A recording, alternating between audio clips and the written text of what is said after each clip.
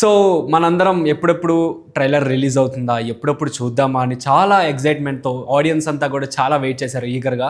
So game changer trailer అయితే release అయిపోయింది. So మనం చూస్తే ట్రైలర్ చాలా అంటే చాలా బాగుంది. సో మీకు ఎలా అనిపించింది ఏంటి అనేది మీరు డెఫినెట్లీ కామెంట్స్ రూపంలో అయితే చెప్పండి. అండ్ వన్ మోర్ థింగ్, ఇక్కడ మనం కొన్ని మాట్లాడుకోవాల్సిన విషయాలు అయితే చాలా ఉన్నాయి. ట్రైలర్ లాంచ్ ఈవెంట్లో మన రాజమౌళి గారు అయితే చీఫ్ గెస్ట్గా వచ్చారు. చీఫ్ గెస్ట్గా వచ్చి ఆయన చేతుల మీదుగా ట్రైలర్ లాంచ్ ఈవెంట్ అయితే జరిగింది. అండ్ ట్రైలర్ లాంచ్ ఈవెంట్లో మన రామ్ చరణ్ గారు వీళ్ళంతా అయితే మాట్లాడారు. సో బేసిక్గా రామ్ చరణ్ గురించి మాట్లాడుతూ రాజమౌళి అన్నారనమాట. ఏమని అన్నారంటే, గుర్రం సీన్స్ అవి ఉంటాయి కదా, ఫస్ట్ నేను గుర్రం సీన్ వాడింది నేనే, సో నువ్వు నెక్స్ట్ మూవీస్లో ఏదన్నా యూజ్ చేయాలి అంటే డెఫినెట్గా నా పర్మిషన్ తీసుకో అని చెప్పి అంటారు. జస్ట్ ఫర్ ఏ జోక్ ఇది, అపార్ట్ ఫ్రమ్ ఏ జోక్ ఇది. సో మీరు అండ్ ఇంకొకటి, తర్వాత రాజమౌళి మన శంకర్ గారి శిష్యుడని మీ అందరికీ తెలుసా?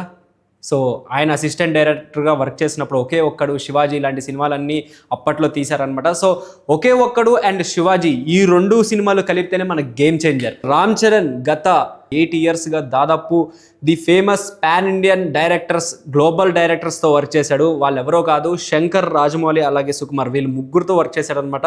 సో ఒక్కొక్కరికి 2-3 years ఇచ్చారనమాట. అండ్ వీళ్ళందరికీ ఆ టైం ఇచ్చి ఇవన్నీ చేయడం జరిగింది. అండ్ కొన్ని అడిగిన యాంకర్ సుమా అడిగిన కొన్ని క్వశ్చన్స్లో రామ్ చరణ్ ఆన్సర్ చేస్తూ, సో మీరు ఏదన్నా ఈ వదిలేద్దాం అనుకుంటే ఎలాంటిది వదిలేస్తారు అంటే ఏం చెప్పారో తెలుసా? రామ్ చరణ్ మన ఫన్నీగా ఆన్సర్ చేస్తూ, సో నేను బేసిక్గా వీళ్ళ దగ్గర వర్క్ చేసేటప్పుడు లేదా నేను యాక్ట్ చేసేటప్పుడు నేను టైంని అయితే వదిలేస్తాను అని చెప్పి అన్నారు.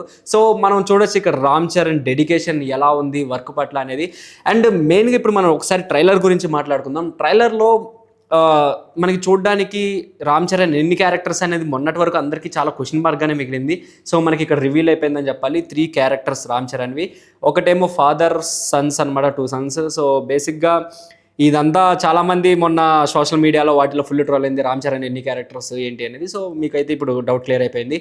అండ్ ఖైరా అద్వానీ, అంజలి వీళ్ళిద్దరు కూడా ఇందులో హీరోయిన్స్ అనమాట. అలాగే మిగిలిన చేసిన సైడ్ క్యారెక్టర్స్ ఎవరైతే ఉంటారో లైక్ ఎస్జే సూర్య, సముద్రకని గారు, అలాగే ఇంకా రిమైనింగ్ శ్రీకాంత్ గారు. సో శ్రీకాంత్ గారి గెటప్ కూడా మనం చూసాము, లైక్ ఒక రాజకీయ నాయకుడిగా. ఆయన మాట్లాడుతూ ఏమన్నారో తెలుసా?